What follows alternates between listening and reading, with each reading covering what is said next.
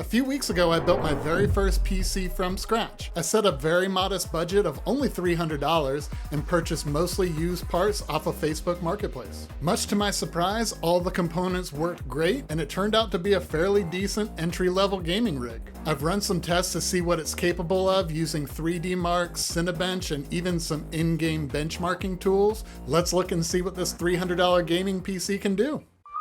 ATL Resell Guy.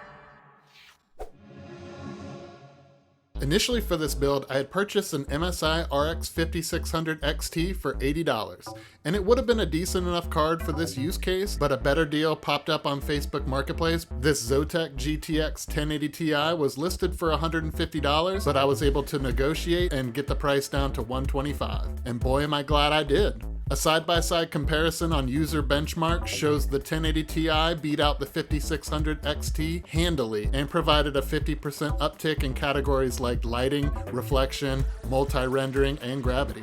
A quick check on PCBuilds.com reveals a slight bottleneck at 1080p for the Zotac and a slight bottleneck at 4K for the MSI. Overall, the Team Green option gave me a 30% higher clock speed, nearly double the VRAM, memory, bandwidth, and bus width. Swapping out the RX 5600 XT for the 1080 Ti was a game changer when it came to the benchmarking scores. Throughout this project, I learned a lot of new things about PCs. One particularly important bit of info being that if you want a CPU that's good for gaming, you want to look at single-core scores. Multi-core scores will give information relative to the computer's ability to handle large task loads. With this in mind, the Ryzen 7 3700X is balanced enough to handle both quite well. In general, a single core score above 1000 on Cinebench R23 is sufficient for gaming. This one came in around 1200 without any overclocking and a stock cooler. For multi-core, a score of about 10,000 is usually considered acceptable for workstation tasks. This CPU scored between 11 and 12,000, again without any overclocking and a stock cooler. In comparison, a good MP ratio is 10 to 15. Without any system tweaks, this PC came in right at 10. This was an excellent starting point for simple plug-and-play components. And given the fact that I only spent $175 on these two parts, I think those are some great results. To put the GPU under load and start getting some FPS estimates, I used 3D Mark Steel Nomad Lite, TimeSpy, and Unigine Superposition. I started with this because it contains less demanding graphics. Given the age of our GPU, it just seemed more suitable. In 1080p, we got 70 FPS and scored above average for this CPU-GPU combo. In 1440p, we got nearly the same result, 70 FPS and above average. And in 4K, 68 frames per second and a score just below average. Running this first batch of benchmarks gave me a lot of optimism, so I decided to push this PC even harder.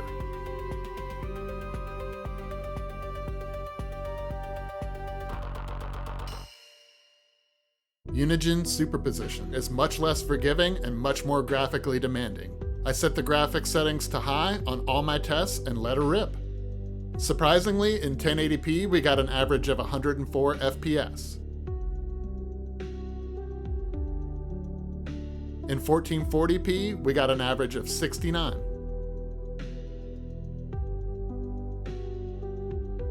And in 4K, the GPU just couldn't keep up, but still managed an average of 34 frames per second. These results were pretty much what I was expecting, but I had one last benchmarking software to run. In terms of common benchmarking software, this seems to be one of the most widely used comparison tools. I decided to run tests in 1440p since the free version of this software doesn't provide average FPS. From the score provided, I've then translated it into FPS using UL Solutions' website. On the highest graphical setting, no ray tracing, my score of 9300 indicates FPS of 115 in Fortnite, 105 frames per second in Apex Legends, and just a mere 40 frames per second in Red Dead Redemption 2.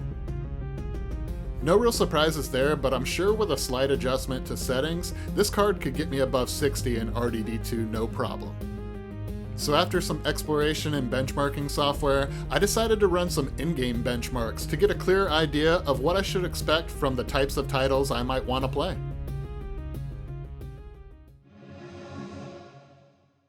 One of the franchises that got me back into gaming as an adult is the Tomb Raider Survivor series.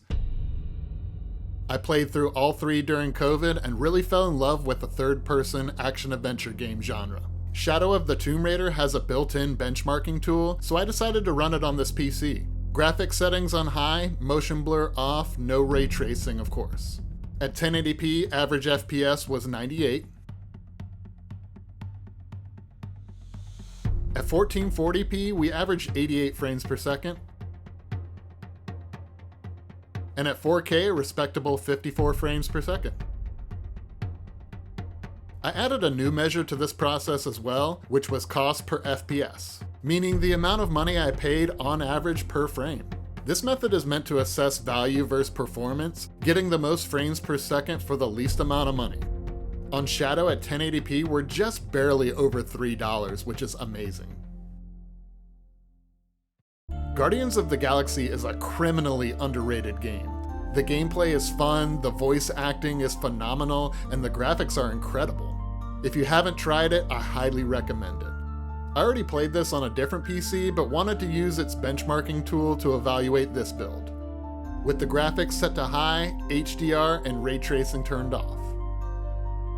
In 1080p, we averaged 88 frames per second. In 1440p was about the same at 89 FPS. And even 4K rendered a playable 63 frames per second on average. Pretty incredible. With this particular title, the cost per FPS was best in 1440p resolution at $3.37. Black Myth: Wukong is a game that's been in my backlog for a while now. I've just been waiting for the price to come down before I jump in.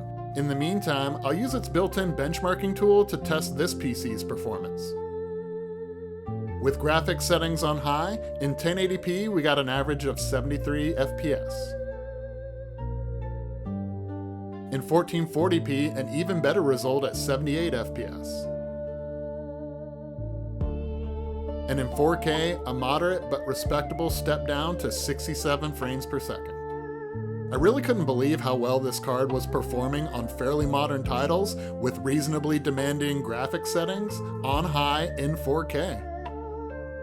Once again, we found our best cost per FPS in the 1440p resolution, but again, sub $5 value across the board. And lastly, Dune Awakening is an upcoming open-world survival MMO. Not normally the genre of game I gravitate towards, but the benchmarking tool was available free on Steam, so I decided to run it on this PC and see how it fared.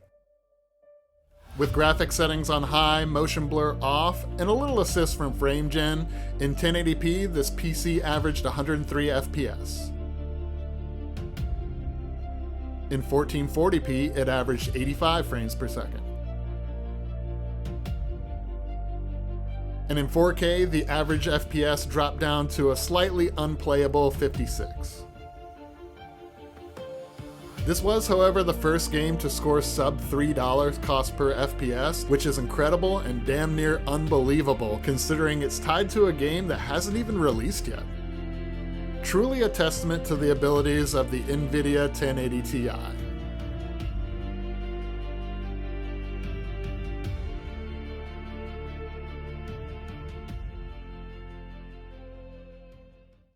So after that, I'd say the results pretty much speak for themselves. For the amount of money that I put into this project, this was a complete success. Originally, I figured I'd only be gaming in 1080p, so it was a pleasant surprise when I found out that this GPU is definitely capable of 1440p on a lot of games. In terms of frame rate, I'm okay with 60 FPS. That's just what I'm essentially used to. I've been previously a console gamer. That's not going to be the case for everybody, but it was really cool to see some titles that I might ordinarily play on a console in triple digits in terms of frame rate. The GPU did, of course, struggle with 4K, but that's to be expected, and that was never really the goal of this build anyway, but the results were still pretty impressive for an 8-year-old graphics card. If you've enjoyed this series, make sure to leave a like on this video, and if you stuck around this long and you haven't seen any of the previous videos, go back and watch this playlist so you can see exactly how we got here. Thanks again everybody for tuning in. ATL Resell Guy signing out.